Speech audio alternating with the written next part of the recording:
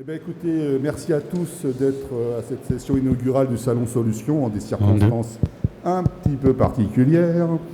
Donc, on va essayer de faire une séance interactive avec, là, puisque vous n'êtes pas très nombreux, et puis mes intervenants. On va parler des achats, les héros des circonstances récentes de ces quelques mois, et à mon avis, de quelques mois encore. Mes intervenants, ils vont se présenter tout seuls comme des grands, dans l'ordre, dans ce sens-là. Monsieur Dahan, déjà, Determine. Bonjour, Gérard Dahan, Détermine, directeur général Europe. Et que fait Détermine pour être... Si vous voulez, donc que fait Détermine? Détermine, c'est un éditeur de logiciels qui gère l'ensemble du flux des dépenses, de l'analyse des dépenses, en passant par la suite au contrat, au sourcing et évidemment toute la partie procurement. Et comme nous faisons partie du groupe Corcentric, nous avons ajouté une corde à notre arc, puisque nous gérons aussi la partie financière. On est un peu la banque du procurement, puisqu'on est capable de gérer, de se mettre dans ce qu'on appelle une position de crédit et d'aider les entreprises à payer leurs fournisseurs ou à payer leurs clients. C'est une grosse question, ça. Monsieur de Carpentry, Oalia. Oui, oui c'est moi. Numéro 2, oui, c'est ça? Non, pardon. Moi, c'est Je suis désolé, allez-y. Arnaud Malardet. Je ne sais pas si mon micro fonctionne. Mon micro ne fonctionne pas, apparemment. On n'entend rien. Là. On peut peut-être passer au suivant et je reprends. Alors, allez-y. En troisième. Alors, je ne sais pas si ça fonctionne pour moi. Si, c'est bon. Vous m'entendez? Très bien. Alors, moi, je m'appelle Éric de Carpentry. Je suis directeur associé d'Oalia. Oalia, c'est un éditeur de logiciels, spécialiste du cloud pour le système d'information achat. Donc, on accompagne les directions achats des grands comptes et du middle market à mener à bien leur politique d'optimisation des dépenses, la relation fournisseur, la gestion des contrats et tous les processus associés, que ce soit le sourcing, l'e-sourcing, le procurement. Alors, Arnaud Malardet, je suis désolé. Donc maintenant, ça fonctionne. Bonjour, Arnaud. Donc, je travaille au marketing produit chez Evalua, qui est aussi une solution logicielle d'optimisation des achats, qui accompagne les acheteurs dans leur parcours d'amélioration et de transformation digitale, à la fois sur des gains rapides et aussi sur des gains sur le long terme, pour pouvoir notamment développer un avantage concurrentiel pour votre entreprise. Voilà. Ok. Éric Vial, Proactis. Oui, bonjour. Vous m'entendez là? Non, ça passe pas très bien. Bon, ah si, ça y est, ça marche. Bonjour. Donc, c'est un peu fort même. Éric Vial, directeur vente chez Proactis France. Proactis France est un éditeur de source to pay international, puisque nous sommes 450 dans le monde. On opère aux États-Unis, en Europe et en Asie. Et on a deux caractéristiques assez fortes. Une très belle solution de gestion de catalogue électronique, plus de 10 000 catalogues en ligne sur notre plateforme. Et une solution assez innovante sur le sujet source to pay, avec en particulier un nouveau module qu'on vient de sortir sur le paiement, justement. Ce module BePaid qui permet de payer les fournisseurs en temps réel. Donc ça, on pourra vous le montrer sur notre stand. Donc voilà, un groupe international sur le source to pay avec des clients qui sont à la fois des ETI, mais aussi des grands groupes du CAC 40. Vous voyez, on arrive à adresser ces deux types de comptes. Et aujourd'hui, on arrive à adresser à peu près 100% de la dépense. Ça, c'est très intéressant. Il faudra qu'on en reparle un petit peu. C'est qu'aujourd'hui, la plupart des éditeurs ont vraiment évolué. On gère 100% de la dépense à pro. C'est-à-dire même les achats directs, presque de matières premières, vous voyez. Voilà, je m'arrête là. Pierre Lapré, Père Augusta. Bonjour, je suis Pierre Lapré. Je suis le président et le fondateur de Père Augusta. Donc on est nous aussi un éditeur de solutions SaaS. On a un focus unique sur le pilotage de la performance achat. Concrètement, on va aider vos équipes à organiser leur plan d'action pour l'année, à objectiver la contribution financière des achats. Et on va aussi aider à la rendre visible, notamment auprès de la finance, pour qu'elle soit reconnue et donc ainsi permettre d'élever le rôle de la fonction achat. Une des spécificités qui est importante, c'est qu'on fonctionne en écosystème. Donc on vient travailler en complément des autres outils achats que ce soit des outils d'analyse des dépenses, des outils de gestion des fournisseurs ou d'analyse de la dépense. Et on va venir permettre l'orchestration de tout ça pour mettre à la disposition de l'acheteur la bonne information en provenance du bon système ou du bon fournisseur de données, que ce soit du Ecovadis, du Altares, tout un ensemble de fournisseurs de données. Oui, eh bien écoutez, on va continuer, on va rentrer dans le vif du sujet. Qu'est-ce qui s'est passé avec le Covid depuis le mois de mars Je vais essayer de parler encore plus fort. Qu'est-ce qui s'est passé auprès des entreprises? Parce qu'on a l'impression que c'est une catastrophe, qu'ils se sont aperçus, les clients finaux, que ils n'avaient pas les bons outils pour continuer leur activité. Quel est votre positionnement un petit peu face à cette situation? On va recommencer dans le même sens, hein, Monsieur Dahan. Ok. Vous avez toujours des bonnes visions, vous. Je dirais qu'on a eu la chance avec Détermine Corcentric de mener une enquête sur 250 directeurs des achats à ce moment-là. Du reste, on a un webinaire qui est sorti en même temps. Et la première des choses que l'ensemble de ces directeurs des achats a mis en avant, c'était aidez-nous à faire tourner l'usine. Ce qui ne va pas aujourd'hui, c'est leur première inquiétude, c'était de payer leurs fournisseurs, de pouvoir faire tourner la machine de production, parce que derrière, et nos clients, c'est Valeo, c'est Axéréal, c'est Monoprix, c'est différentes pans des activités et d'industries différentes, mais l'important c'était de faire tourner l'usine. Et ça a été le premier choc, je dirais, que l'on a vu et entendu auprès de ces directeurs des achats. Le deuxième, c'était, oui, on n'arrive pas à payer nos fournisseurs rapidement. Parce que pour pouvoir faire tourner une usine, il faut obligatoirement avoir des produits qui arrivent, des fournitures, de la matière première. Et évidemment, si vous ne pouvez pas payer vos fournisseurs, parce que la poste ne fonctionne pas, certains avaient encore des factures en papier, eh bien ça a été le deuxième vrai problème. La troisième chose que l'on a pu noter aussi, c'est qu'elles sont toutes retrouvées dans des difficultés de trésorerie. Alors on parle énormément, peut-être qu'on en reparlera plus en détail tout à l'heure, on parle énormément du plan de relance. Enfin, soyons extrêmement clairs, hein.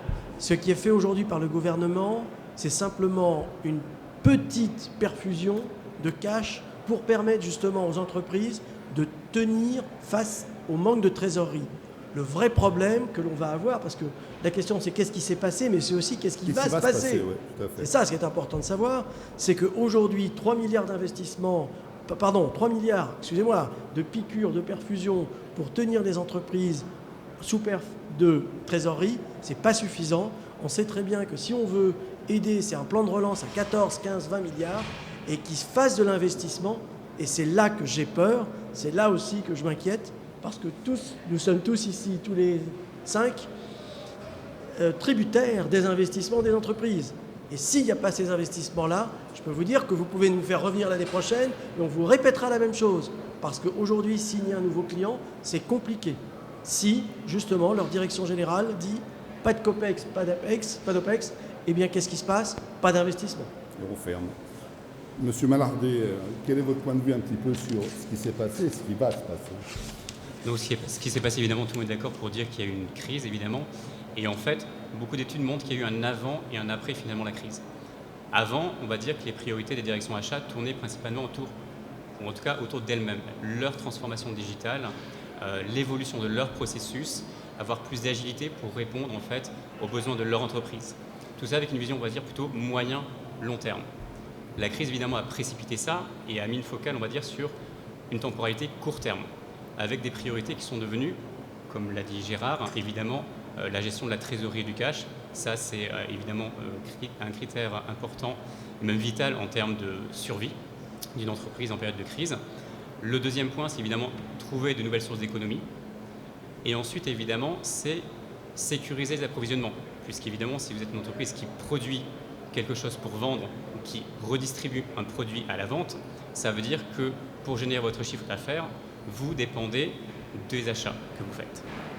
Donc évidemment, ces trois nouvelles priorités ont mis un certain nombre d'entreprises au pied du mur et les ont obligées en fait à modifier leur façon de fonctionner, modifier à la fois donc leur organisation, les outils avec lesquels ils travaillent et enfin tout leur modèle économique. Monsieur de Carpentry, un petit peu, vous avez la même question, hein, donc vous la savez. Vous m'entendez? Alors, moi, je pense qu'il n'y a pas un avant, un après, il y a du pendant. Parce que la crise, on y est encore. Et la crise, en fait, elle revêt plusieurs aspects. Si je me remets au début, enfin, on va dire au mois de mars, pour ce qui est de l'Europe, c'est une situation que personne n'avait anticipée, il faut être clair. C'est dans l'ère moderne, le confinement, restez chez vous, personne ne l'avait anticipé. Et les organisations achats, comme toutes les organisations ou les directions d'entreprise, elles ont été confrontées à une situation inédite. Donc effectivement, il y a des choses qui ont été dites qui sont assez justes. Comment déjà je travaille avec mes équipes? Enfin ça n'a pas été dit, mais mes équipes, elles sont où? Comment je les joins? Comment je continue à travailler avec elles? Voilà, c'était la première question. La deuxième question aussi, elle était aussi vis-à-vis de leurs fournisseurs. Effectivement, on a évoqué le fait d'avoir des factures papier ou ce genre de choses, c'est comment je continue à travailler avec mes fournisseurs. Et puis la préoccupation qui s'ensuit, c'est mon propre business est impacté. Donc la direction générale commence à travailler sur des scénarios d'atterrissage financier.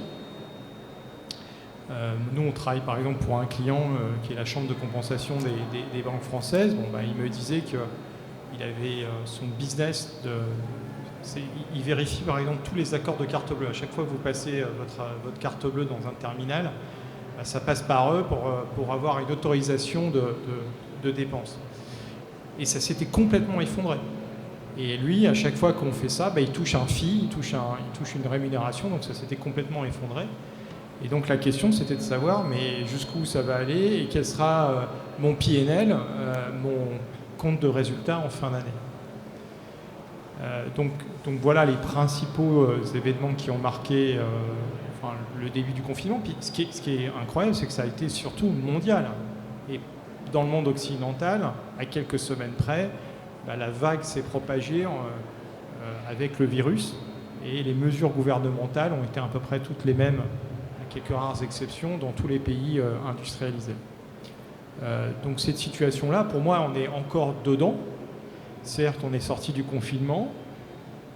Je ne suis pas épidémiologiste, donc je ne ferai aucune prévision sur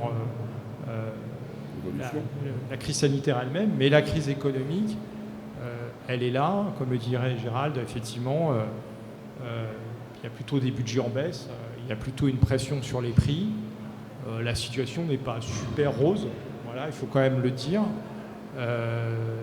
même si effectivement, la digitalisation des achats, là je rejoins mon camarade, c'est un sujet de fond et il ne va pas s'arrêter avec la crise. Au contraire, la crise a mis en évidence des lacunes dans les systèmes actuels. Comment je peux l'utiliser de chez moi?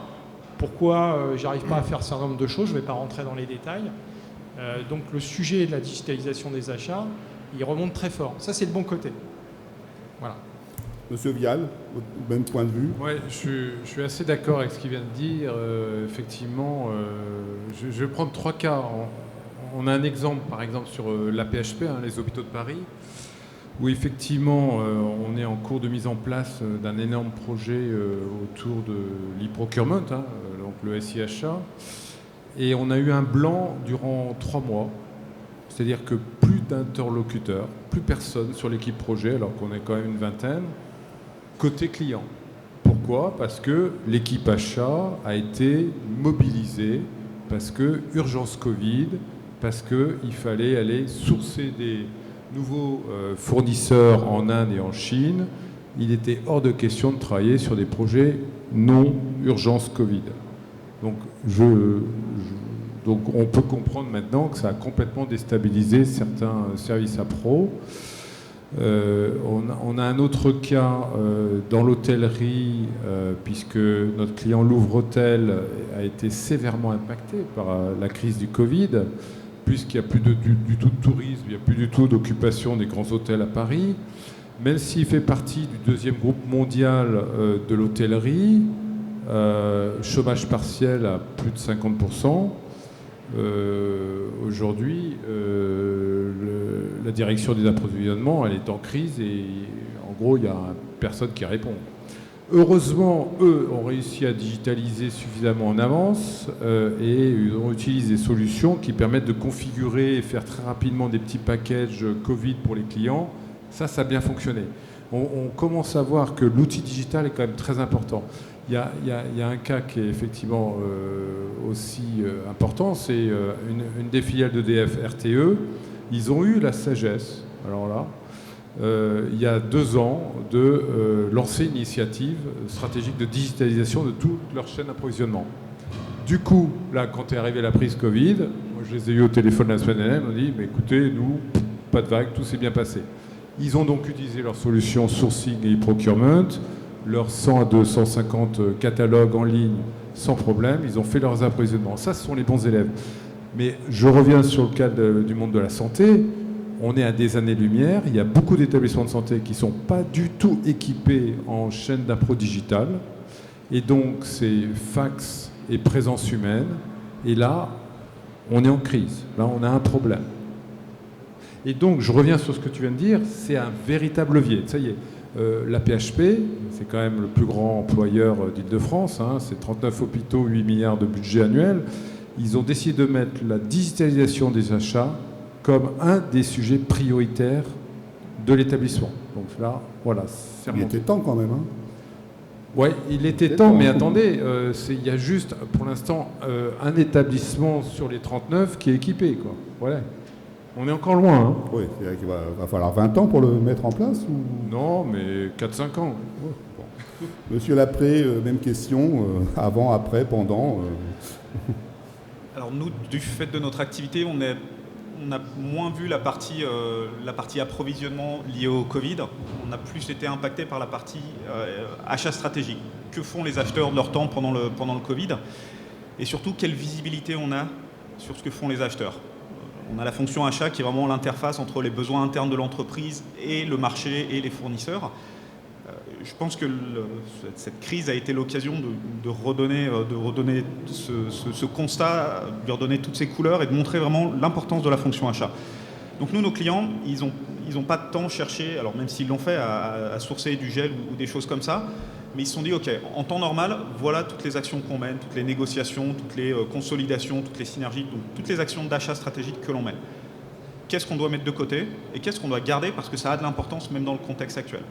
Comment on fait de la place pour toutes ces actions immédiates et indispensables qu'on avait pour sécuriser la chaîne d'approvisionnement, approvisionner les nouveaux gadgets dont on a besoin de masques et de gel. Donc on leur a permis d'organiser leur activité pour s'assurer qu'on n'était pas en train de se concentrer sur les mauvais sujets. Comment est-ce qu'on arrive à pallier tout de suite aux besoins critiques, mais surtout comment est-ce qu'on arrive à interagir avec le reste du business et avec la finance pour dire OK, nous la marge de manœuvre qu'on peut amener, au-delà d'avoir approvisionné en gel, c'est aussi de dire on a ces contrats qu'on peut toucher tout de suite, on a ces contrats dont on peut sortir, on a ces contrats qu'on peut consolider. Donc on a permis au directeur achat d'arriver vers son directeur financier et vers son directeur général avec un plan. Et avec un plan qui était objectivé. Nous, nos acheteurs, si on les fait travailler depuis chez eux, ils vont pouvoir ramener X centaines, millions d'euros de cash qui vont permettre d'alléger la situation de trésor pour l'entreprise. Et ça, je pense que c'est fondamental parce que c'est aussi ça les achats. Il y a passer des bons de commande, payer des factures, mais il y a aussi contribuer à la rentabilité, à la pérennité de l'entreprise en amenant des solutions aussi immédiates que possible pour alléger la charge. Alors ça, c'est le pendant. Et nos clients, on a eu un message d'un CPO chez nos clients qui nous disait on est passé en prod il y a 6 semaines, je suis bien content d'avoir Perangusta pour être capable de naviguer dans cette période. Parce que sinon, j'aurais fait ça dans mon fichier Excel et j'aurais pas pu. Donc c'est important, c'est une boîte qui faisait 5-6 milliards d'euros de chiffre d'affaires. Belle entreprise. Le lendemain, je pense qu'il est important parce que depuis 5, 6, 7 ans, les acheteurs se repositionnent comme un business partner, comme autre chose qu'un cost killer, un partenaire stratégique. Il se trouve que cette crise, elle a eu besoin qu'on revienne un peu à nos vieilles habitudes de comment est-ce qu'on a un impact fort et tout de suite. Nous, notre ambition avec nos clients et ce qu'on espère et ce qu'on les aide à faire, c'est qu'une fois qu'on aura passé cette crise, où on a dû reprendre un peu nos anciens habits de cost killer, c'est comment est-ce qu'on arrive à reconstruire un monde d'après pour les achats qui soit à la fois stratégique, mais qui soit aussi contributeur de rentabilité et d'optimisation des coûts. Donc ça, pour moi, c'est un peu la valeur de cette crise, c'est que on a montré qu'on était capable d'avoir un impact fort et immédiat, mais on est aussi capable de se projeter dans l'après parce que il va falloir pérenniser nos relations fournisseurs, il va falloir amener de la résilience dans nos chaînes d'approvisionnement, et ça, c'est le boulot de l'acheteur stratégique. Alors, avant de passer aux autres questions, il y a quand même une question que moi je me pose. Ça fait des années que j'entends dire que les grandes entreprises repoussent au maximum le paiement des fournisseurs, des prestataires. Il y a 2 jours encore à la télévision française sur la 2, il y avait le même sujet en disant que les grandes boîtes repoussaient. Il fallait que l'État intervienne en tant que médiateur, entre guillemets, pour pousser les sociétés à payer. Et le délai de 45 jours qu'on entend, une petite société a été payée au bout de 11 mois. Alors moi, je veux bien l'IHA, je veux bien la crise, etc. Mais on se souvient d'une histoire de Walt Disney qui n'avait pas payé un prestataire au bout de 2 ans. Il a fallu qu'il passe à la télévision pour être payé. On est toujours au même point aujourd'hui qu'on repousse les délais. Vous avez tous parlé de payer les fournisseurs, mais il faut appuyer sur le bouton pour que l'argent transite d'un compte à un autre. Qui veut... Monsieur Dahan, allez. Moi, je veux bien, si vous voulez. Monsieur Mallard. Je trouve que malgré les exemples, on va dire, qui semblent horrifier l'assistance d'être payé au bout de 11 mois ou de 2 ans, je ne pense pas que ce soit l'image, l'illustration d'une tendance de fond.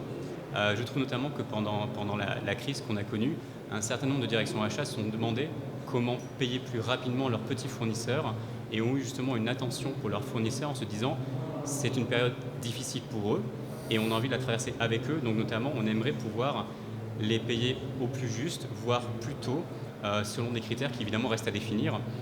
Les meilleures directions achats avaient des outils qui leur permettaient évidemment de pouvoir dire j'identifie mes petits fournisseurs, j'identifie ceux qui sont en difficulté, j'identifie ceux qui sont stratégiques et j'applique une politique de paiement différente et évidemment toujours dans le cadre de la loi. Donc je serai un peu plus nuancé sur le propos. Monsieur Dahan, vous vouliez... Oui, enfin, je pense que le cas Disney est un cas peut-être pas unique, mais en tout cas assez isolé. Nous, on a tous vu depuis 3 mois maintenant. On t'entend pas. On n'entend pas, oui. Alors, est-ce qu'il faut parler plus fort encore ou... plus près Faut du que tu te micro. rapproches. Encore plus près du micro? Non, là c'est bon. Là. Très bien. Donc on a tous vu depuis 3 à 4 mois des plans de continuité d'activité. Ces plans, pour chacune des entreprises avec qui nous travaillons, la première des choses, et je le répète, elles nous ont dit « je veux payer mes fournisseurs plus vite ». Je vais répéter ce que j'ai dit, j'ai une usine, je dois la faire tourner, je veux des fournisseurs payés.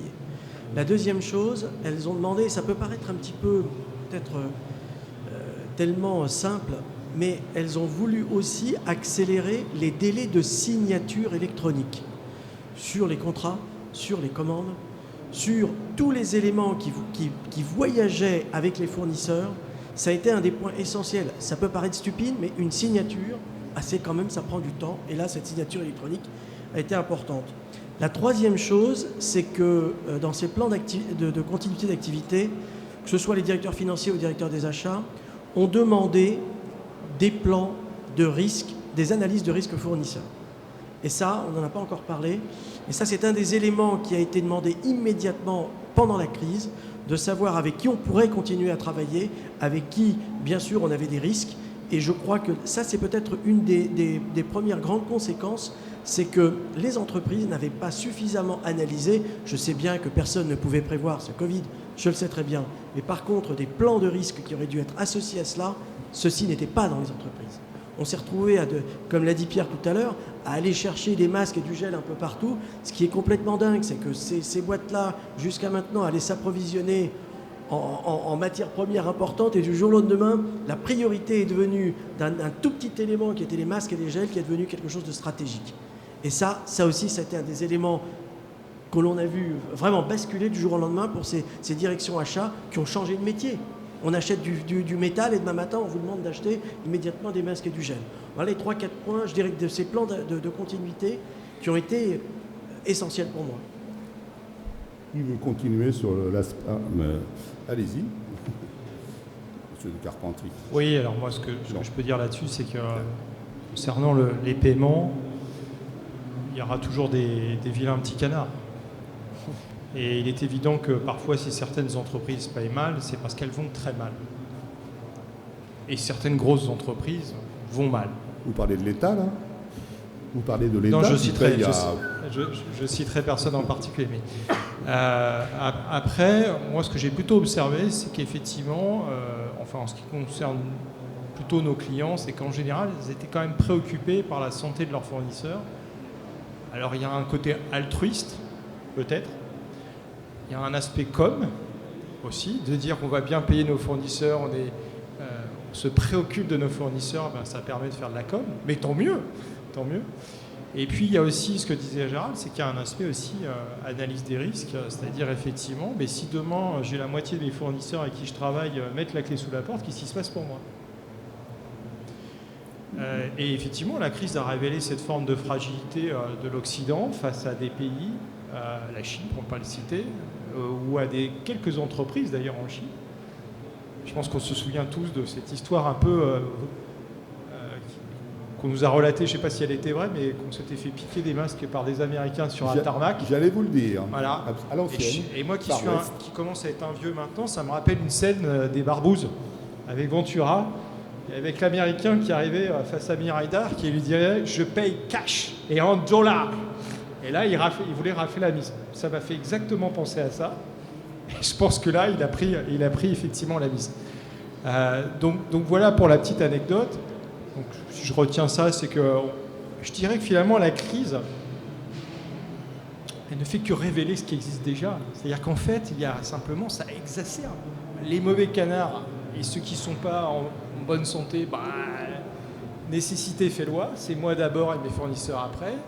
Ceux qui sont plus en forme se disent moi aussi, mais moi et mes fournisseurs. Voilà, je pense que finalement, il n'y a rien de nouveau. C'est juste exacerbé. Voilà, c'est un peu comme le Titanic, quoi, quand ça coule. Voilà. Mais alors, la question, c'est, comme vous dites, est-ce qu'il faut une crise régulièrement pour se rendre compte qu'on n'a peut-être pas les bons outils, ou ils ne sont pas complets, qu'on ne s'est pas aperçu on avait des faiblesses, que le télétravail, c'est pas si mal que ça. Enfin bon, il y a plein de sujets qui sont... en France, c'est clair que oui. Alors, moi je pense qu'il y a une chose qu'on ne dit jamais sur les outils. Mais je pense que l'outil informatique, quand il est bien utilisé, qu'il y a les bonnes données, c'est la mémoire de l'entreprise. C'est-à-dire que dans les grandes entreprises, il y a quand même pas mal de turnover. Et moi qui commence à être un petit peu un vieux de la vieille sur ce marché, je m'aperçois qu'en fait, ce qui est extraordinaire, c'est que on voit réapparaître certains fournisseurs qui ne devraient pas réapparaître. L'entreprise a complètement oublié les efforts qu'ont fait certains fournisseurs à un moment qui était critique pour elle. Et effectivement, je pense que les outils, on va parler effectivement d'agilité, ce genre de choses, mais c'est un sujet qui n'est jamais mis en avant, c'est cette mémoire. La mémoire de la relation avec les fournisseurs. Vous pouvez tout tracer dans nos outils. Vous pouvez tout remonter, les bons comme les mauvaises choses. Donc vous pouvez trier le bon grain de livret sur les fournisseurs. Et vous pouvez savoir aussi, effectivement, comment agir. Alors, Pierre, avec ses outils de plan d'action et ce genre de choses, peut-être qu'il donne effectivement, sûrement d'ailleurs, une vision opérationnelle. C'est comment je fais, comment je m'y prends. Mais encore une fois, les outils ont ce mérite d'être la mémoire de l'entreprise et surtout d'avoir un système d'information achat qui est officiel et pas officieux. Parce que sinon, qu'est-ce qui se passe ? Il y a des fichiers Excel partout qui appartiennent à un tel owner, tel utilisateur. Puis quand il part, personne ne sait où c'est, personne ne sait ce qu'il y a dedans, personne ne sait comment les exploiter, ce genre de choses. Donc la mémoire, voilà. Après on va pouvoir parler d'accès distance, ce genre de choses, c'est très bien. Mais la mémoire de la relation, elle est fondamentale dans les outils. Alors, on va peut-être passer sur des cas concrets. Alors, monsieur Vial, on verra, vous avez déjà donné, mais enfin, si vous avez des précisions à donner. Monsieur Dahan, vous relisez vos notes, là. Des cas concrets. Alors, je ne sais pas si vous avez le droit de citer l'entreprise, mais qu'est-ce que vous avez installé, mis en place pour faire face aux problèmes, et est-ce que ça a marché ? Enfin, j'espère pour vous, mais... ça n'a pas marché. Alors, bien sûr que c'est en période de crise que l'on reconnaît ses amis. Et ses clients aussi. Et on a eu la chance, avec Détermine Corcentric, d'abord sur cette année, de ne pas perdre un seul client. Et je crois qu'on en parlait avec Eric tout à l'heure, ceux qui réussiront à garder leurs clients cette année auront déjà réussi une première performance. Donc, pour revenir à votre question sur qu'est-ce qu'on a mis en place avec nos clients, Tout d'abord, ça a été l'accélération de l'analyse des dépenses pour trouver de nouvelles sources de fournisseurs avec eux. Donc vous savez que Corcentric a plusieurs métiers, et particulièrement celui d'être capable d'assurer des services autour des outils achats. Et donc on a aidé pas mal d'entreprises, que ce soit aux États-Unis ou ici. On a signé un très gros deal qui s'appelle Univar, je ne sais pas si vous connaissez cette entreprise. Voilà, c'est plusieurs millions de revenus pour nous. Et sur ce deal-là, ça a été la première des choses qu'on nous a demandé, c'était de travailler sur la dépense. Et évidemment, de trouver de nouveaux fournisseurs avec les catégories managers. On a aussi beaucoup aidé sur la digitalisation de la facture et le paiement. Je répète, encore une fois, Corcentric, c'est une boîte de paiement au départ qui possède son outil électronique de paiement, comme un PayPal ou d'autres. Eh bien, on a réussi à accélérer le paiement des fournisseurs, ce qui a permis, comme disaient mes camarades tout à l'heure, d'alléger un peu la trésorerie et de pouvoir payer les fournisseurs importants. C'est ça ce qu'on nous a demandé en priorité, payer les fournisseurs. Et justement, avec ces outils, on a pu accélérer le paiement. Et puis, la toute dernière chose que je vois, c'est que, pas seulement sur nos clients, mais sur le marché, et je pense que c'est valable aussi avec tous mes camarades sur cette table qui n'est pas ronde, c'est que c'est plus difficile aujourd'hui de convaincre de nouveaux clients. Ça va être compliqué Pourquoi ? Parce que j'étais ce matin chez un prospect, et la première des choses qu'on nous demande, c'est « montrez-moi le ROI des opérations que vous êtes en train de me proposer ». Remontrez-moi le planning afin que l'ensemble des charges que vous m'imputez, je puisse les assumer. Partagez les racis le plus précis possible. On est rentré dans une négociation à la journée près des projets parce qu'on sait très bien que, comme je l'ai dit tout à l'heure, les investissements vont être super durs à avoir. Voilà, ça va être un peu difficile, au moins pendant 6 à 12 mois, hélas, mais on est tous dans le même bateau. Rendez-vous en 2022, en espérant que ça soit passé. Monsieur Malardet, un petit peu. Nous avons eu justement des cas concrets de nouveaux clients qui cherchaient, comme Gérard le disait, un ROI extrêmement rapide. Et comme je disais tout à l'heure, la crise forcément a exacerbé la situation de personnes ou d'entreprises qui n'étaient pas équipées en fait pour faire face à la crise. Et j'ai en tête un exemple d'une entité publique qui gère 4 millions d'administrés, dont le processus en fait de gestion des appels d'offres s'est trouvé complètement paralysé parce qu'il était manuel. C'est-à-dire que la soumission des offres des fournisseurs devait se faire par voie postale ou en main propre. Ce qui évidemment en période de crise sanitaire n'était plus possible. Et donc l'entité publique était au pied du mur et ne pouvait plus fonctionner, ou en tout cas ne pouvait plus gérer d'appels d'offres. Il s'est trouvé qu'ils ont quand même pris la décision en une semaine, ce qui est quand même un record dans une entité publique, de changer leur procédure et d'adopter un nouvel outil, l'outil Evalua en l'occurrence, notre outil, que nous avons déployé en une semaine supplémentaire. Donc en 2 semaines, ils sont passés de nous sommes bloqués au pied du mur, nous ne pouvons plus gérer des appels d'offres, nous ne pouvons plus mettre en œuvre en fait de nouveaux contrats dont nos administrés ont besoin, à nous pouvons de nouveau être opérationnels. Et en effet, je suis d'accord avec ce que Gérard disait, le marché aujourd'hui, les directions financières, les directions générales demandent à leurs acheteurs un ROI extrêmement rapide et une preuve rapide de ce ROI. C'est pourquoi nous avons développé justement des offres qui permettent d'être opérationnelles très rapidement, que ce soit sur la partie gestion des contrats, gestion des appels d'offres ou tout ce qui est plus classiquement le P2P. Avec un pistolet sur la tempe, ça va beaucoup plus vite. Avec un pistolet sur la tempe, ça va beaucoup plus vite pour prendre une décision. Quand on est au pied du mur ou avec un pistolet sur la tempe, ce qui est amusant, c'est de voir qu'on a vu aussi avec deux autres clients, là, des plus petites entreprises ont été, pour dire sur la célérité et la rapidité de prise de décision, on l'a vu chez Univi, par exemple, qu'on a signé au mois de juillet, ou ADSN, qu'on a signé au mois de septembre. Ça s'est fait en 3 semaines, 1 mois. Donc, il y a des petites boîtes qui réussissent à prendre une décision de façon extrêmement rapide, malgré la crise. C'est marche ou crève, de toute façon. C'est un peu ça. Monsieur Carpentry, même si je suis un peu ras des pâquerettes dans mes réflexions, mais j'en suis désolé, mais c'est un peu ça. Alors, je pense que qui dit crise dit pilotage. Parce que ce qui est difficile aujourd'hui, c'est de se projeter, c'est de faire un business plan, de savoir exactement... Alors, on sait qu'il y a des secteurs qui sont très durement touchés, l'hôtellerie, la restauration, les voyages, l'événementiel, la preuve en est, et aussi l'aérien, transport aérien et l'aéronautique d'une manière générale. Alors, moi, je vais prendre quelques cas concrets. Je vais prendre 4 cas clients. Je prends le cas de Schneider et Carrefour qui utilisent des solutions Walia. Qu'est-ce qu'ils ont fait? Ils ont décidé à un moment de passer tous leurs contrats avec leur contrat de prestation intellectuelle qui était sur des renouvellements trimestriels à un renouvellement mensuel. Ben, ça veut dire quoi? Ça veut dire que vous limitez votre engagement. Mais faire ça, c'est pas simple parce que quand vous avez des milliers de contrats avec des prescripteurs qui sont dans la nature parce qu'ils ont été confinés, il va falloir pouvoir gérer justement ces mécanismes de renouvellement, faire en sorte que ceux qu'on veut renouveler, ils soient vraiment renouvelés. Parce que les fournisseurs en face, ils se disent mais qu'est-ce qui se passe? Est-ce que moi je vais me retrouver avec des consultants en intercontrat? Voilà, il y a des clauses aussi de sortie des consultants qu'il faut respecter. Donc ça, je prends l'exemple de Carrefour et de Schneider Electric. Tout à l'heure, je parlais de la chambre de compensation électronique des banques françaises, ça s'appelle STET, c'est pas hyper connu, mais pour ceux qui sont dans la finance, c'est connu quand même. On était en déploiement du projet. Et en fait, il y a un lot signature électronique dans ce projet, avec notre partenaire Universign, je le salue. Et en l'occurrence, là, ils nous ont demandé d'inverser l'un lot, parce que comme il n'y avait plus personne au bureau, ils ne pouvaient plus signer les contrats.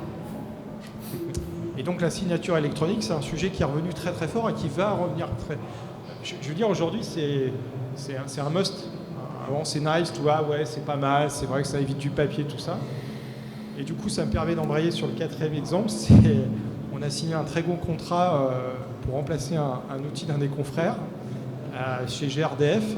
Et alors, moi, le contrat est papier. Donc, c'est GRDF, le contrat est comme ça.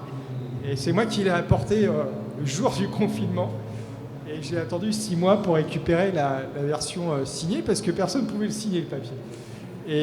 Mais néanmoins, ils nous ont passé les commandes. Et ce qui était intéressant, c'est que franchement, j'ai bien cru que ce projet allait s'arrêter, comme on disait tout à l'heure. Et on a mené un projet en confinement. On a fait tous les ateliers fonctionnels en confinement. C'est un projet qui réunit 100 personnes. En fait, il y a 2 sous-projets dans un projet. C'est un projet avec une grande partie sourcing, e-sourcing, et une grande partie SRM et qualification des fournisseurs. Donc on a réussi à le mener. Je ne vous cache pas que j'étais pas très confiant au départ sur la capacité à faire travailler 100 personnes avec du Teams, avec du Visio, ce genre de choses. Et on a livré à temps le premier lot 1 il y a quelques semaines. Voilà. Donc, on a réussi ça. Franchement, si un jour on m'avait dit que je ferais des projets dans ces conditions-là, j'aurais dit non, je ne veux pas les faire. Vous n'avez pas le choix non voilà. plus. Excuse-moi, on n'avait pas le choix, mais on n'était pas confiant au départ parce que faire du cadrage fonctionnel comme ça, c'est pas évident. Excuse-moi, aujourd'hui, je suis un peu surpris de ce que tu dis parce que tu as réussi à faire que les négos qui étaient sur des contrats, par exemple multi-annuels, pluriannuels, reviennent sur des contrats mensuels, c'est ça? En fait, ils ont, dans les prestations intellectuelles, tu as des contrats cadres et tu as des conditions particulières, qui sont généralement trimestrielles. Okay. Et là, ils ont ce qu'on voit un peu partout aujourd'hui. C'est-à-dire, moi, je vois bien sur nos propres contrats, et les acheteurs sont intelligents parce qu'ils se disent on ne sait pas de quoi demain sera fait. Avant, on nous proposait des contrats de 5 ans. C'est sur des prestats, bien sûr. Voilà. Après, je ne parle pas des résiliations anticipées. Ça existe aussi. Mais ça, c'est un autre débat parce que c'est Alors moi, j'ai tout l'inverse. J'ai un certain nombre de clients qui ont renégocié des contrats stratégiques à 3 ans pour pouvoir avoir les allocations des produits super utiles et primordiaux pour la fabrication. Je ne peux pas citer, mais bon... Oui, là, c'est des fournisseurs stratégiques. Là. C'est des clients stratégiques, des fournisseurs stratégiques, pardon. Et pour ces clients, on fait tout l'inverse. Ils avaient des contrats à 1 an, ont préféré avoir les allocations et bloquer justement un certain nombre de leurs concurrents pour pouvoir se positionner. Et même en période de crise, je trouve que c'est sacrément courageux. En fait, Gérald, je suis d'accord avec toi, mais si tu veux, pour moi, il y a déjà la frontière entre les achats indirects et directs. C'est vrai. Et quand on est sur de la supply chain avec des usines, tu sais très bien que même si demain, ils ont du mal à vendre leur voiture, ils ne vont pas du jour au lendemain arrêter les chaînes. Parce qu'arrêter une chaîne, c'est très compliqué, ça coûte énormément d'argent. La faire redémarrer aussi. Ça veut dire aussi se séparer de tous les intérimaires du jour au lendemain. Je vois que tu as tout de suite vu de qui je voulais parler. Monsieur Vial, j'aimerais qu'on insiste... Je voudrais juste revenir sur le sujet paiement. Déjà, le ministère des Finances impose des sanctions. Alors, effectivement, c'est à l'exécutif d'exécuter. Hein. Oui, enfin, est-ce qu'ils se mettent des propres amendes de l'État français parce que... Non, oui, bon, il y a le cas effectivement, il y a le cas de l'État français, mais il y a aussi une multitude de sociétés qui ont eu des sacrées amendes. Hein. Moi, je parle de 200, 300 000 euros. Absolument. Et ça a été des leviers, justement, de lancer un projet digital achat parce que ça nous a coûté trop cher. Sur l'autre sujet concernant les paiements, il faut savoir que si vous avez une chaîne très manuelle pour effectivement les rapprochements commandes, réception, facture, vous allez mettre 2 mois pour liquider vos factures, vous avez 50% de litiges, c'est souvent ce qu'on voit dans le monde de la santé par exemple. Comment voulez-vous qu'ils payent à 30 jours fin de mois ou 45 jours de fin de mois? Donc du coup, digitalisation, ça c'est un vrai levier. Et je vous parlais tout à l'heure du module BigPay qu'on vient de lancer. Il y a des choses intéressantes qui se font justement dans ce secteur du SI-achat.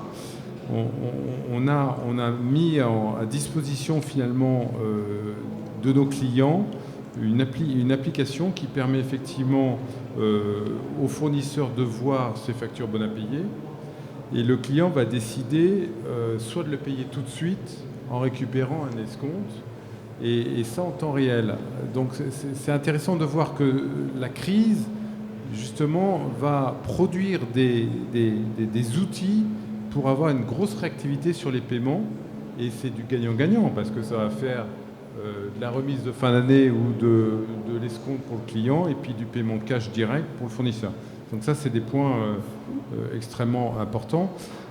Je voulais aussi aborder un sujet, c'est qu'on a constaté durant cette période de Covid ce problème de sourcing fournisseur et d'aller chercher de nouveaux fournisseurs. Et on a donc rebaptisé notre solution gestion de catalogue avec la terminologie marketplace. Et c'est intéressant de voir que ce sujet marketplace, notre solution catalogue maintenant s'appelle marketplace privé, et permet des nouveaux axes de sourcing. Et ça, c'est un petit peu nouveau, c'est-à-dire que lorsque vous cherchez sur vos contrats ou vos catalogues hébergés une offre de biens et services, vous ne la trouvez pas. Donc vous allez sur Amazon, sur un site e-commerce, sur un site du distributeur, et là, vous trouvez quelque chose. Il y a toujours ce danger, finalement, pour le directeur achat de lâcher ses approvisionneurs et toutes ses équipes sur des sites e-commerce, puisqu'après, on a une population d'acheteurs qui vont acheter sur 50 sites e-commerce. Et en termes de conduite du changement, c'est très mauvais. On vient de sortir une nouvelle innovation où, lorsque vous faites votre panier sur Amazon ou sur Cdiscount, vous rapatriez votre panier chez vous, pour continuer, si je puis dire, l'approvisionnement dans votre SI de gestion. Et là, enfin, pour la première fois, le directeur achat va pouvoir permettre à ses employés d'aller faire ses courses ailleurs avec l'obligation de revenir chez lui pour finir la commande et l'envoyer au fournisseur. Ça encore, ce sont des innovations, mais c'est grâce à la crise, ça. C'est la crise, les leviers. Hein. Bon. Monsieur Lapré, parce que là, vous attendez depuis un certain temps, je suis désolé. La patience est une vertu. Oui, il y a encore du temps pour vous aussi. Hein. Cas concret également et bénéfices aussi. Alors, c'est assez étrange. On a eu un très bon Covid.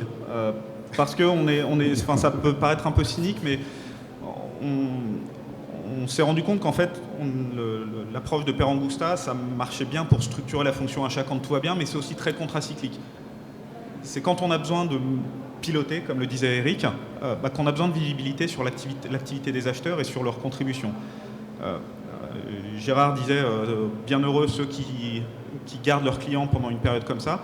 Je ne sais pas si on a des bonus pour un client qui a une chaîne de distribution non alimentaire. C'est des gens qui avaient un risque existentiel sur la capacité de la société d'exister. Ces gens-là, ils ont renouvelé leur contrat parce qu'ils se sont dit on a besoin de mettre des plans d'action achat et on a besoin de les piloter à la culotte. Quand on a une action achat qui doit générer 10, 50, 100 000 euros de gains et qu'elle doit durer 2 semaines, elle doit rentrer dans ces 2 semaines. Donc il y a du coup eu des espèces de cellules de crise de pilotage pour piloter ça. Et ça, donc, chez 99% de nos clients, on a remplacé de l'Excel ou du SharePoint. On ne peut pas le faire. On ne peut pas le faire quand chacun est chez soi avec un fichier Excel qui est au mieux partagé ou qu'on s'échange par email.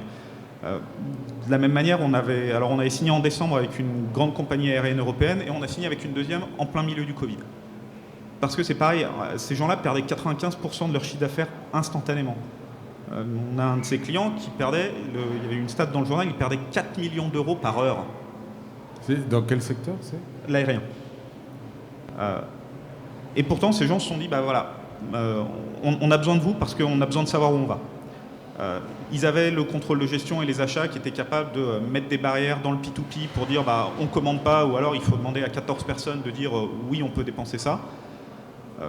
Mais il fallait aussi prévoir l'après. C'est facile de couper les vannes pour ne pas faire sortir de l'argent, mais comment est-ce qu'on sécurise les conditions contractuelles et les conditions d'approvisionnement pour que demain on soit aussi capable de faire face à tout ça. Et donc ça, c'est des cas concrets de clients qui, encore une fois, étaient vraiment en péril imminent et qui, malgré tout, ont décidé d'investir dans un outil de pilotage parce que c'est essentiel. Et pour moi, ce que ça a révélé d'extrêmement concret, c'est que ça fait 5 ans, 6 ans peut-être maintenant que je viens sur ce salon, sur des tables rondes, et il y avait le vieux débat de est-ce qu'il faut une suite tout intégrée ou est-ce qu'il faut du best of breed. Alors j'ai été le premier coupable d'être de mauvaise foi sur le best of breed parce que ça m'arrangeait. Je pense que ce que ça a révélé maintenant, c'est que le paradigme, il a un petit peu changé. Et c'est plus suite intégrée versus best of breed, c'est une épine dorsale, probablement autour du P2P, parce qu'il y a des problématiques comptables, financières, de compliance et réglementaires. Mais derrière, on va avoir besoin de tout un ensemble de solutions beaucoup plus agiles qui peuvent se brancher là-dessus pour faire ce qu'il faut. Alors c'est à minima le e-sourcing quand ce n'est pas déjà intégré dans la suite, c'est l'analyse des dépenses, c'est tout ce qui permet de piloter la compliance, mais c'est aussi de piloter l'activité des acheteurs parce que même si vous avez une solution d'e-sourcing, il y a peut-être 30, 40, 50% de vos actions qui vont passer dans le e-sourcing. Vous ne pouvez pas piloter en ayant seulement la visibilité là-dessus, sinon vous pilotez avec un œil fermé fondamentalement. Et de la même manière, quand vous communiquez sur votre contribution, vous ne pouvez pas le faire dans des fichiers Excel. Parce que vous allez passer plus de temps à discuter de ce qu'il y a dans le fichier Excel que de ce que vous pouvez faire du résultat. Et en fait, à partir du moment où vous avez une approche qui est structurée, qui est transparente, qui est collaborative, la finance sait à quoi s'attendre. Elle sait combien elle peut vous demander ou pas. Mais derrière, tout le temps que vous ne passez pas à assembler votre reporting, vous le passez à parler avec vos clients internes, avec vos fournisseurs, avec vos équipes. Et c'est ça qui va amener de la performance. C'est ça qui va amener de la contribution. Et on est avec un certain nombre de personnes autour de cette table en train d'intégrer nos solutions parce que justement, il y a des vraies synergies dans tout ça. Et pour moi, au-delà de on se rend compte qu'on peut travailler à distance si on a les bons outils, cette crise, elle a aussi permis de montrer qu'il y avait des vraies synergies à avoir entre les acteurs existants et les nouveaux acteurs. Alors on assemble depuis 2 ans le salon Nouvelle Génération juste à côté. Et c'est ça. Et je pense qu'on se rend compte qu'on peut travailler à distance. Et on se rend compte qu'aussi, il y a des solutions très précises, très ponctuelles, qui travaillent très bien en conjonction avec votre épine dorsale du système P2P. Alors, on est à 10 minutes de la fin. Est-ce qu'il y a des questions dans la salle? En général, je réserve toujours un peu de temps pour... Tout est clair? Non, ne dites pas ça quand même. Bon, bah écoutez, on va continuer. On s'est aperçu quand même que... Tout ce que vous avez dit, c'est super intéressant, mais que le télétravail a été forcé. Enfin, certaines sociétés, moi je connais un laboratoire pharmaceutique qui pendant des années a refusé le télétravail, et à Suresnes, il a eu un procès récemment. Et d'un seul coup, hop, on a mis le télétravail, accepté, etc. Donc, est-ce que ça vient compléter ce que vous nous dites? Que les téléacheteurs, vu les circonstances, ils étaient chez eux, avec vos outils peut-être allez-y. Alors je peux vous en parler parce que je pense qu'il y a 2 fournisseurs de ce laboratoire autour de cette table. Et je peux vous dire que le projet ne s'est pas arrêté et que ça a fonctionné. Alors c'est toujours mieux de se voir, c'est toujours facile d'avoir un tableau blanc pour dessiner des process. Je pense que tout le monde était bien aligné et bien mobilisé pour pouvoir aller au bout. Parce qu'encore une fois, on ne pouvait pas se payer le luxe de laisser ces projets sur l'étagère pendant un moment. On avait besoin de ces outils. Donc clairement, ça n'a pas été un sujet pour nous. D'accord, monsieur Vial. Puisqu'on partage ce même client et ce même laboratoire, oui, bien sûr. Je confirme, non seulement le projet a été mené rondement jusqu'au bout, avec un communiqué de presse qui est super, qui est sorti il y a un mois, c'est ça, quelque chose comme ça. Mais surtout, on a vu une direction générale qui est restée extrêmement présente et qui a aidé toutes ces équipes-là à maintenir le projet, que les gens soient revenus un jour ou 2 jours au bureau pour gérer ce projet aussi, mais on a tous travaillé en télétravail pour mener ce projet à bien. Pour revenir à votre question, est-ce que oui ou non ce télétravail est une chose qu'il faut généraliser? Est-ce que est-ce que nos outils nous ont permis de mieux travailler? Bah oui, tous les outils qui sont autour de la table, c'est sûr, il n'y a pas de problème. Par contre, sur le télétravail, moi je suis quand même un tout petit peu réticent, même si je pense qu'on a réussi à bosser correctement. Il y a un certain nombre de choses qu'on n'a pas dans le télétravail. 1, la cohésion d'entreprise. 2, aller prendre un café ensemble. 3, pouvoir partager des idées. 4, il y a aussi des conséquences qui sont monstrueuses du fait qu'il n'y a plus de gens qui viennent au bureau. Regardez tout le commerce de proximité autour des bureaux. Ils sont tous morts. Je ne parle pas seulement des bars et des restaurants. L'ensemble des commerces qui sont autour, ça a flingué l'économie. Donc je pense qu'il faut avoir un bon équilibre entre le télétravail et le travail. Et je vais vous dire une chose, moi j'ai des bureaux à Aix-en-Provence. Aix-en-Provence, c'est le soleil et la crème à bronzer, avec la piscine à côté. Ça a été plus difficile de les faire revenir, mais on les a fait revenir au boulot 2 ou 3 jours par semaine obligatoire. Je tenais à le dire quand même, je trouvais que c'était drôle. On dit le télétravail, c'est effectivement la solution, mais tout le monde ne peut pas faire du télétravail. Il faut faire attention à ça. Dans l'industrie tertiaire, oui, c'est tout à fait possible. Mais moi, je vois encore des établissements de santé, par exemple, où tout est en fax et parapheur. Eh bien, on ne peut pas faire télétravail. Oui, mais ça, c'est fou quand même. C'est pas que c'est fou, c'est que la moitié de nos hôpitaux en France, c'est ça. Donc, il ne faut pas non plus croire que le télétravail va tout supprimer.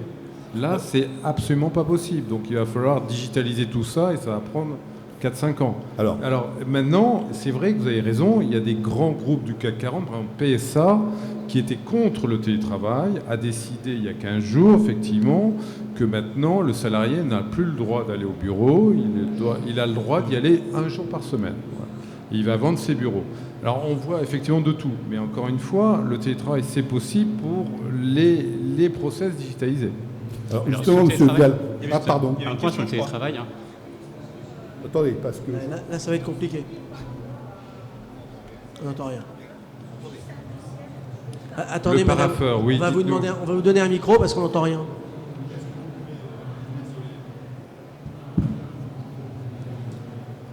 En fait, c'était juste pour reprendre un petit peu votre conversation par rapport aux parapheurs et par rapport au télétravail. Moi, je travaille pour la Chambre de commerce de Paris-Île-de-France. Donc nous, on a télétravaillé pendant assez longtemps, du mois de mars jusqu'au juin. Donc en fait, nous, on a télétravaillé de mars à juin, et on a travaillé plus que la normale, grâce à nos outils en fait qui étaient complètement digitalisés. Vous parliez de télétravail, c'est vrai, il y en a pour qui on peut avoir confiance et d'autres pour qui on ne peut pas avoir confiance. Mais il y a les indicateurs qui sont là, qui voient quand on travaille, quand on ne travaille pas. Vous avez tout à fait raison. Donc ça. Et puis par rapport aux parapheurs, il y a des logiciels aujourd'hui qui sont mis en place, les e-parapheurs, qui peuvent remplacer tout ce qui est papier en fait. Tout ce qui est papier. Comme la signature électronique. Vous parliez tout à l'heure des problèmes pour signer vos contrats GRDF. Nous, on a eu des problèmes pour faire signer les marchés. On a scanné la signature de notre directeur avec accord sur PDF. C'est facile, sur PDF, vous utilisez... Oui, mais ça n'a pas de valeur juridique. Non, mais pendant la période de confinement, c'était exceptionnel. On pouvait le faire, quitte à régulariser à la suite du déconfinement. On a un cas aussi, un pharmacien qui a obligé ses clients, il leur a dit, il est impératif de lancer des projets EDI et il faut que dans 1 mois, tout soit opérationnel. Donc ça concerne 100 sites hospitaliers.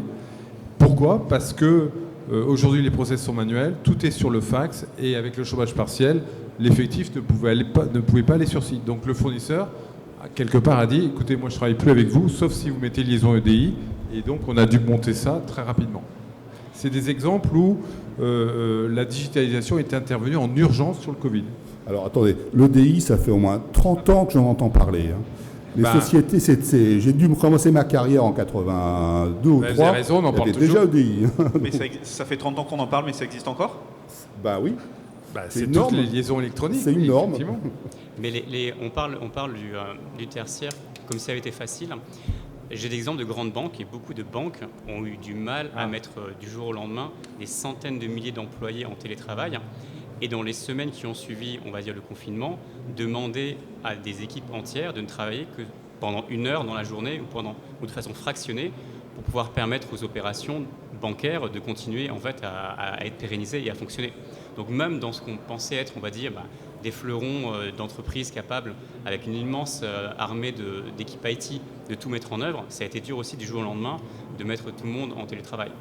Après, je prends l'exemple inverse. Nous, société de 600 personnes dans le monde entier, basée dès le départ sur les technologies digitales, ça a été très facile. On a déployé des projets en quelques semaines, en quelques mois sans problème.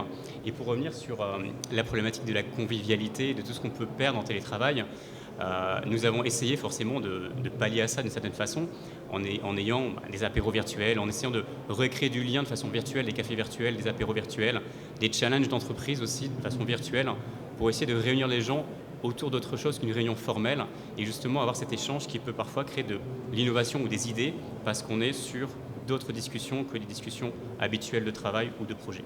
Monsieur Dahan, dernière intervention. Oui, juste sur le sujet, on est quand même en France le seul pays qui a le plus haut cas de dépression c'est absolument incroyable. Je l'écoutais ce matin sur Europe, dû justement à ce confinement et ces problèmes de télétravail. Non, moi j'ai un sujet j'aurais bien aimé qu'on puisse en débattre avec tous mes petits camarades, c'est la relocalisation.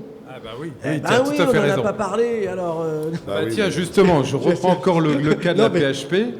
Justement, il y a eu une instruction qui est montée au Sénat pour vraiment lancer ce sujet en disant il est impératif que désormais la France et l'Europe puissent fabriquer elles-mêmes leurs médicaments. Mais Eric, attends, excuse-moi, mais c'est incroyable, hein. Un vœu pieux.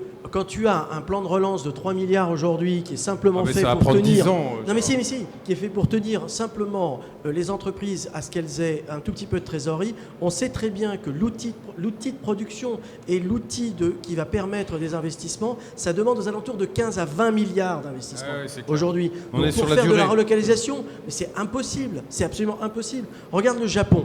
Le Japon, c'est incroyable. Au départ, ils lancent le plan de relance à 5 milliards. Ils ont quelques centaines d'entreprises qui y vont. Du jour au lendemain, ils mettent 19 milliards. 1800 entreprises ont décidé de relocaliser au Japon 1800 entreprises. Donc on sait très bien que c'est soit 20 milliards et on fait revenir des boîtes en France, soit c'est zéro et on continuera à être sûrement l'un des derniers, parce qu'on est vraiment, quand tu regardes l'Europe aujourd'hui, on est derrière l'Italie et derrière l'Espagne en termes d'outils de production.